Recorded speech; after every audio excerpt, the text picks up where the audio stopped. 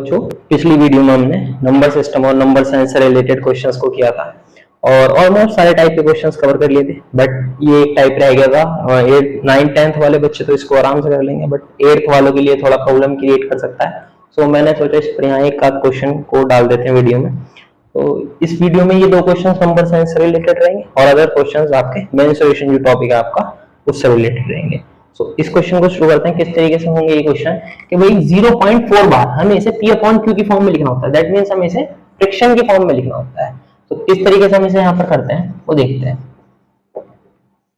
हम इसे x late कर लेते हैं। भाई let x is equal to 0.444 और ये इंफिनिटी तक यहाँ पर जा सकता है। बार का मतलब होता है वो वैल्यू खुद को रिपीट कर दिया। दैट मींस ये कंप्लीटली डिविजिबल नहीं हो सकता। तो हम क्या करते हैं यहाँ पर इसे 10 से मल्टीप्लाई कर लेते हैं। तो मल्टीप्लाइंग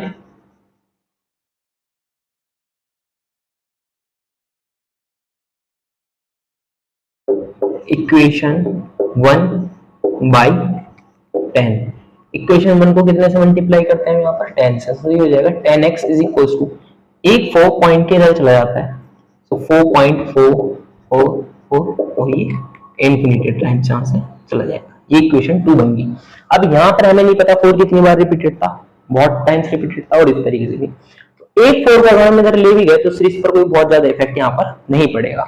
तो हम क्या करते हैं यहाँ पर 2 - 1 इक्वेशन 2 में से 1 को सब्ट्रैक्ट कर देते हैं। तो 10x में से x अगर हम सब्ट्रैक्ट करते हैं तो हमारा बचता है 9x और 4 - 0 4। इसके आगे सब 0। भाई बहुत इंफिनिटी टाइम्स था। अब 4 - 40 4 - 40 कोई फर्क नहीं पड़ता, एक आधा हम इधर भी ले गए तो, बट ये सब टर्म्स हम क्या मान लेते हैं 0 हो गए। तो x इज इक्वल टू हमारा यहाँ पर क्या आ जाएगा 4/9। तो ये हमारा यहाँ पर आंसर बन जाएगा जो कि हमारा फर्स्ट ऑप्शन ही है। इस क्वेश्चन को देखते हैं। भाई इसमें हमें दिया हुआ है कि 0.36 बार। इसमें है क्या पॉइंट के इधर एक क्वेश्चन पे बार है और एक क्वेश्चन पे बार नहीं है। तो इस क्वेश्चन को कैसे करेंगे। तो पहले जिस क्वेश्चन पे बार नहीं है उसे पॉइंट के दूसरी साइड शिफ्ट कर देते हैं। स्टार्ट सीबीएसई करेंगे। हम क्या करते हैं यहाँ पर let x is equal to 3.6 और ये 0.3666 और ये रिपीट होता चला जाएगा। ये बन गई इक्वेशन 1। अब हम क्या करते हैं इसे फिर से 10 से मल्टीप्लाई कर देते हैं। तो अगर हम इसे 10 से मल्टीप्लाई कर देते हैं तो ये हमारा हो जाएगा 10x इज इक्वल टू 3.666। ये बन गई हमारी इक्वेशन 2। तो अगर अब आप देख पाए तो ये इक्वेशन कुछ इस फॉर्म की बनी हुई है, इस फॉर्म की। आपके पास यहाँ पर पॉइंट के बाद रिपीटेड वैल्यू है, बट अगर आप इसे इसमें से सब्ट्रैक्ट करते हो तो ये सब 0 नहीं बनेंगे क्योंकि यहाँ 6 - 3 बन जाएगा। हमें 0 बनाने होते हैं। तो हम क्या करते हैं ये जो रिपीटेड वैल्यू इस वैल्यू को और इधर ले आते हैं। तो हम इक्वेशन 2 को फर्दर 10 से मल्टीप्लाई कर देते हैं। तो ये हो जाएगा हमारा यहाँ पर 100x इज इक्वल टू 36.666 और ये बन गई हमारी इक्वेशन नंबर 3। अब आप 3 में से अगर 2 को माइनस कर दें तो 36 - 3 33 और ये सब 0 हो जाएंगे। हमें पॉइंट के इधर सबको 0 ही बनाना होता है। तो ये हो जाएगा 90x इज इक्वल टू 33 और ये सब हो गए 0। तो x इज इक्वल टू हमारा यहाँ पर हो जाता है 33/90। इसे 11 से 3 से डिवाइड करेंगे तो 11 टाइम्स हो जाएगा और इसे 3 से डिवाइड करेंगे तो 30 टाइम्स हो जाएगा। तो x इज इक्वल टू हमारा आ जाता है यहाँ पर 11/30। तो हमारा यहाँ पर ये वाला आंसर सही हो जाता है। ये क्वेश्चन आपका 2022 गणित चैलेंज में आया हुआ है। ये मैंने आपके लिए बनाया है कि आप प्रैक्टिस कर पाए। अगर आपको ऐसे क्वेश्चंस की प्रैक्टिस करनी है तो डिस्क्रिप्शन में आपको एक लिंक मिल जाएगा। उस लिंक में आप जब उसे क्लिक करेंगे ओपन करेंगे तो एक वीडियो है। उस वीडियो में इस टाइप के काफी सारे क्वेश्चंस कराए गए हैं। नंबर साइंस नंबर सिस्टम से रिलेटेड पूरी इंफॉर्मेशन उस वीडियो में वहां पर आपको दी गई है। तो नेक्स्ट स्लाइड पर हम मेंसुरेशन से रिलेटेड क्वेश्चन को करते हैं। तब तक आप इन्हें नोट कीजिए। मेंसुरेशन से रिलेटेड इन क्वेश्चंस को करते हैं और किस तरीके से क्वेश्चंस को समझेंगे। ये आपके पीवाईक्यूज हैं जो पिछले ईयर्स में आए हुए हैं। ये 2023 में आया हुआ है, ये 2022 में आया हुआ है। तो देखते हैं किस तरीके से होंगे कि बॉक्स और डायमेंशंस 40 × 35 × 28 यूनिट्स। हमारे पास एक बॉक्स है जिसकी डायमेंशंस ये दी हुई है। उसके अंदर हम छोटे बॉक्सेस को रखते हैं, छोटे स्मॉलर क्यूबॉइडल बॉक्सेस जो हमारे पास हैं उनको रखते हैं, और इस तरीके से रखता है कि no space left between the boxes, के बॉक्सेस के बीच में कोई भी स्पेस वहां पर ना बचे। कि if the box is packed with 100 such smaller boxes of same size, अब अगर हम ऐसे 100 बॉक्सेस के साथ, छोटे बॉक्सेस के साथ उस बड़े बॉक्स को पैक कर दें, और पैक करने पर अंदर कोई भी स्पेस वहां पर ना बचे, तब हमें जो छोटे बॉक्स हैं उनकी डायमेंशंस को बताना है। तो हमारे पास एक बड़ा बॉक्स था, उसमें हमने छोटे बॉक्सेस को पैक कर दिया और वहां पर कोई भी स्पेस लेफ्ट नहीं हुआ। तो हमें ये बताना है कि वो कितने बॉक्सेस थे। तो हमें क्या करना होगा, ये जो बड़ा बॉक्स है इसका वॉल्यूम निकाल लेते हैं। तो वॉल्यूम हमारे पास क्या हो जाएगा, इसका वॉल्यूम हो जाएगा हमारे पास इसका L into B into H. So ये हो जाएगा हमारे पास 40 इंटू 35 इंटू 28। अब हमें ये बताना है कि उसका नरम ने जो बॉक्स रखा है उस छोटे बॉक्स का डायमेंशन कितना होगा। तो बी डैश मान लेते हैं हम उसे। सो हो जाएगा 40 इंटू 35 इंटू 28। अब कितने रखे थे, 100। सो हम इसे यहाँ पर 100 से डिवाइड कर देते हैं। टोटल जो इन 100 बॉक्सेस का वॉल्यूम होगा वही टोटल उसका वॉल्यूम था। तो हमने क्या करा, टोटल वॉल्यूम को 100 से डिवाइड कर दिया। तो अगर हम यहाँ पर इसे डिवाइड करते हैं तो ये 5 से डिवाइड हो जाएगा 8 टाइम्स, ये 5 से डिवाइड हो जाएगा 20 टाइम्स, इसे फिर 5 से डिवाइड करेंगे 7 टाइम्स, और ये 5 से डिवाइड हो जाएगा 4 टाइम्स, और ये इससे डिवाइड हो जाएगा 7। सो वी डैश जो हमारे पास आएगा वो आ जाएगा A इंटू 7 यूनिट्स। तो ये हमारा कौन सा ऑप्शन बनता है, ये हमारा बनता है ऑप्शन नंबर बी।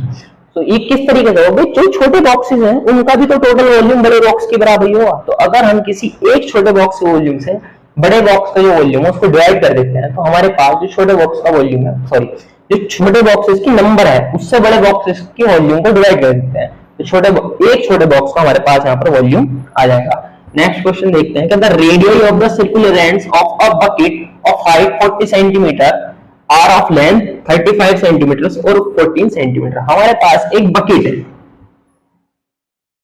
अब वो इस तरीके से है भाई कि बकेट के जो सर्कुलर एंड्स हैं, ये ले लेते हैं हम सर्कुलर एंड्स, इनकी जो रेडियस है वो एक तो है 35 सेंटीमीटर। सो ऑब्वियसली नीचे वाले की रेडियस हमारी 14 सेंटीमीटर आ जाएगी, और बकेट की जो हमारे पास हाइट दी हुई है वो दी हुई है 40 सेंटीमीटर।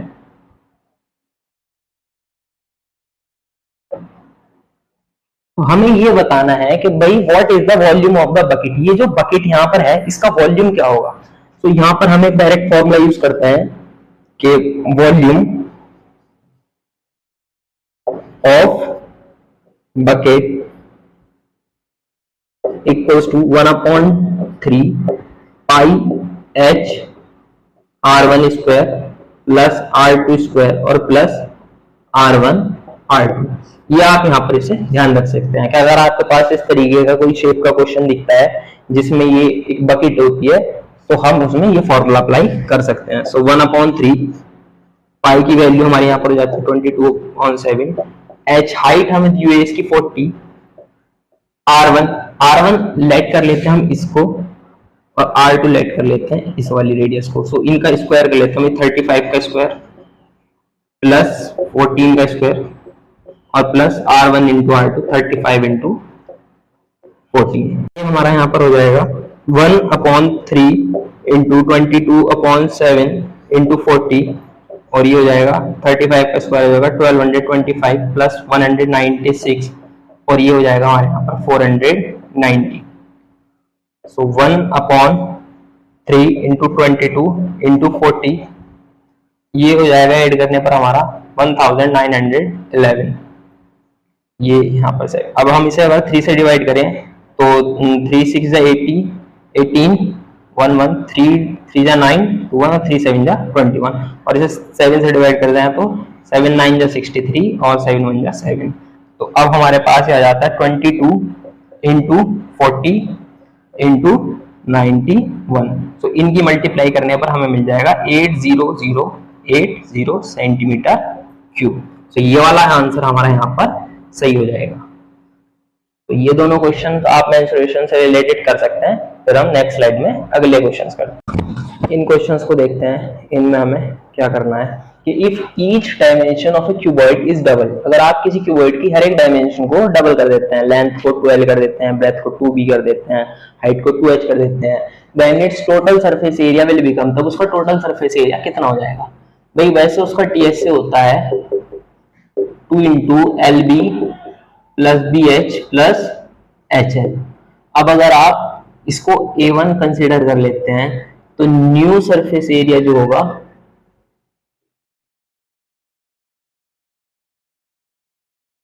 न्यू सरफेस एरिया होगा 2 इंटू 2L 2B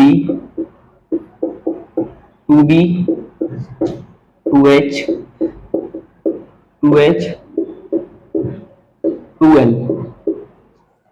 तो अब हम यहाँ पर क्या कर सकते हैं, 2 2 या 4 4 इन सब में से हम कॉमन ले सकते हैं।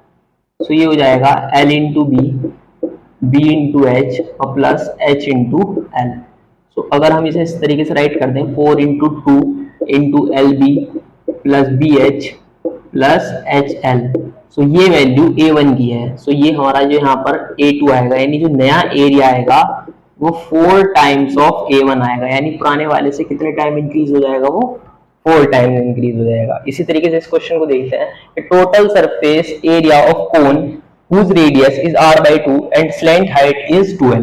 उसका उस कोन का टोटल सरफेस एरिया बताओ जिसकी रेडियस r/2 है और स्लैंट हाइट आपकी 2l है। सो वैसे ts से जो कोन का होता है वो होता है पाई r प्लस l। तो हमारे पास यहाँ पर क्या हो जाएगा भाई, यहाँ पर हमारे पास इसका ts से हो जाएगा पाई, इसकी रेडियस है r/2। अगर हमारे पास r रेडियस और l लेंथ का कोई कोन होता है तो उसका ts से ये होता है, बट इसकी रेडियस है r/2 और लेंथ है 2l, तो ये हमने पुट कर दिया। तो ये हो जाएगा पाई इंटू r को ऐसे रखते हैं 1/2 की मल्टीप्लाई अंदर कर देते हैं r/4 और प्लस 2l/2। तो ये हो जाएगा पाई r/4 और प्लस l। सो वो कोन जिसकी रेडियस r/2 थी और स्लैंट हाइट 2l थी उसका टोटल सरफेस एरिया ये बनेगा। सो ये हमारा कौन सा ऑप्शन है, ऑप्शन नंबर बी। तो इसमें हमें जो इसकी ये मेन फॉर्मूला थे उनको ड्राइव किया पीवी कंडीशंस के अकॉर्डिंग, जो हमारी गिवन कंडीशंस थी उनके अकॉर्डिंग हमने इनके बेसिक फॉर्मूला को ड्राइव कर दिया। तो इस तरीके के क्वेश्चन आपके कई बार आ जाते हैं कि हम उसकी लेंथ को इतना चेंज कर दें या ब्रेथ को इतना चेंज कर दें तो उसका एरिया कितने टाइम से इंक्रीज हो जाता है, जैसा कि इन दोनों में हमें से पूछा गया था। तो आज की वीडियो को हम यहीं पर लास्ट करते हैं और बाकी क्वेश्चन हम नेक्स्ट वीडियो में करेंगे। तो थैंक यू।